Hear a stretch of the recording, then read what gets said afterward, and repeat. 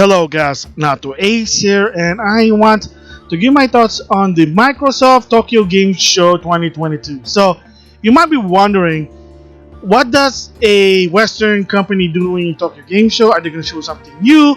Are they going to show something Western IP?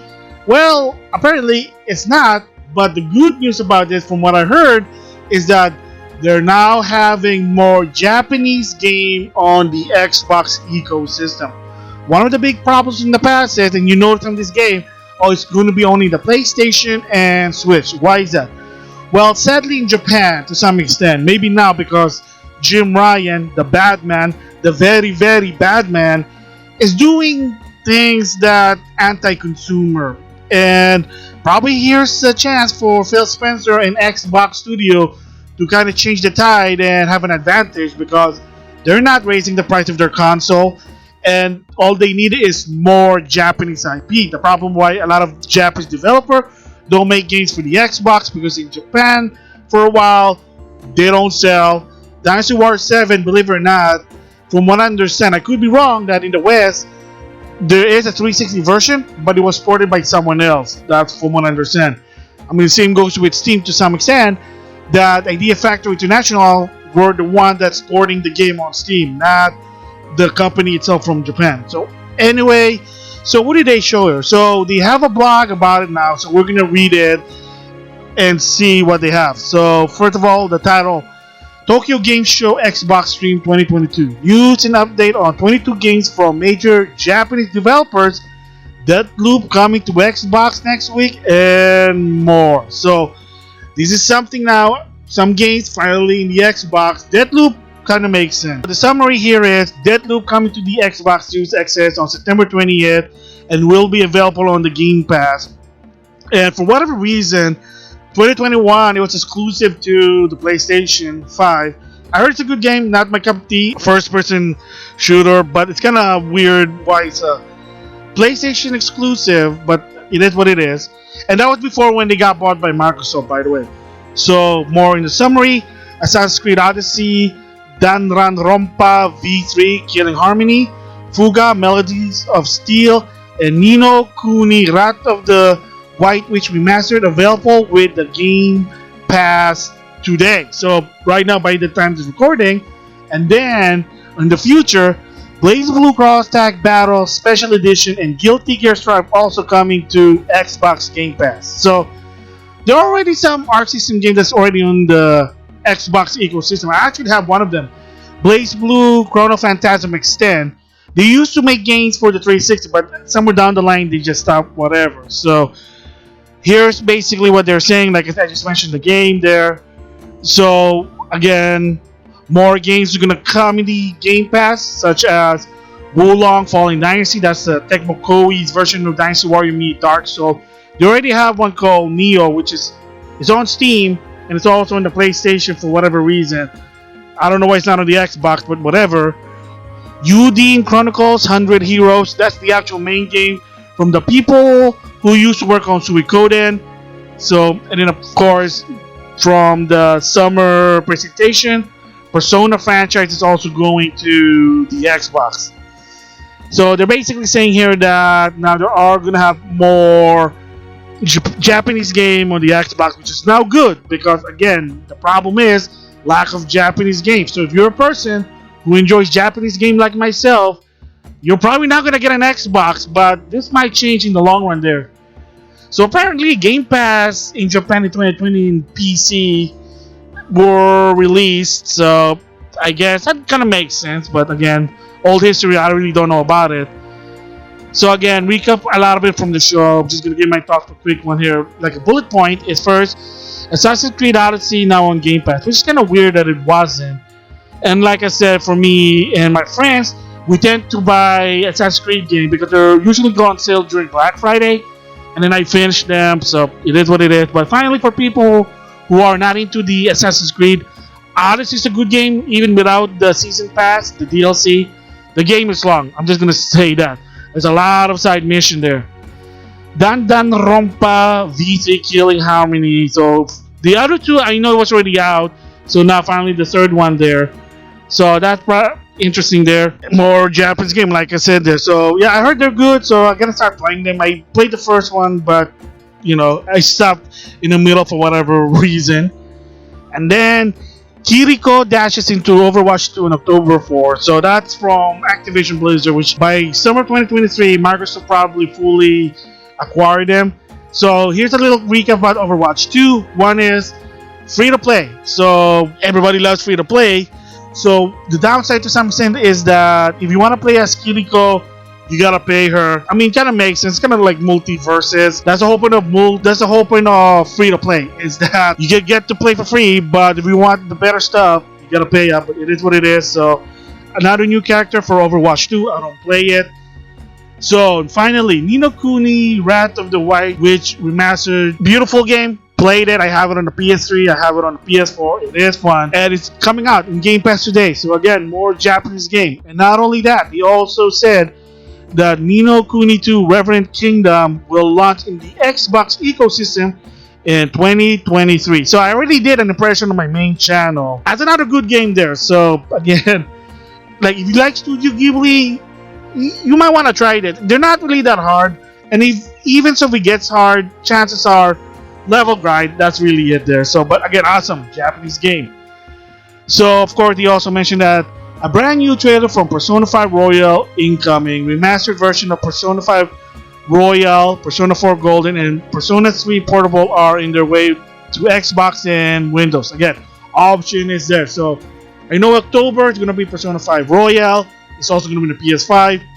Atlas, you kind of dig for not giving PS4 owner a free upgrade, but it is what it is there.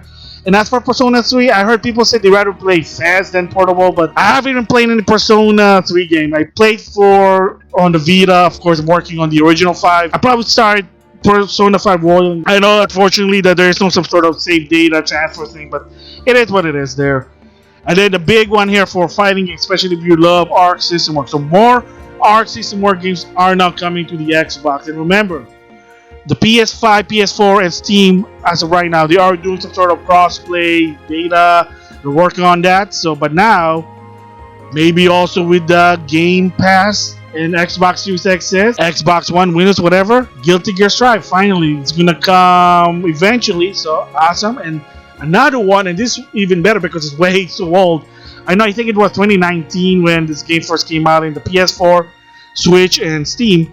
Blaze Blue Cross Tag Battle Special Edition. So that means all the stuff in one game. So also Game Pass. So again, that's good for people like, well, I don't want to pay, which sometimes it tends to get cheap. I mean, heck, like the game itself, when you buy it digitally, sometimes it gets on sale on $5. So I mean, you can't really complain that, but to some extent it is. So hopefully, maybe there'll be more updates for this game. But again, right now, be awesome. I know this one, Blaze Blue probably not gonna have crossplay, but definitely with Guilty Gear, they really should do it also with Xbox. So that means more people play and kind of fix the matchmaking, because that's when the big complaint is. But I know it's hard to do that, but it is what it is there. And then update on Yuden Chronicle 100 Heroes, because if you don't know, this game was a Kickstarter, so it is going on the Switch, PS4, PS5, Series XS, Game Pass, and yeah, so they're saying that there's going to be more story about this game. It's going to come out 2023, the real one. Yeah, there is another one that came out. It's a prologue to that game, it's sort of a backstory.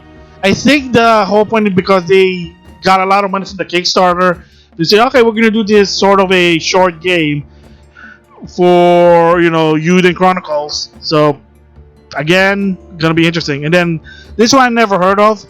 Pal World coming to Xbox from Pocket Pair, the creators of Craftia. Pal World is a brand new multiplayer open world survival crafting game where you can friend and collect mysterious creatures called Pal in a vast world. Make your Pal fight, build, farm, and work in factories.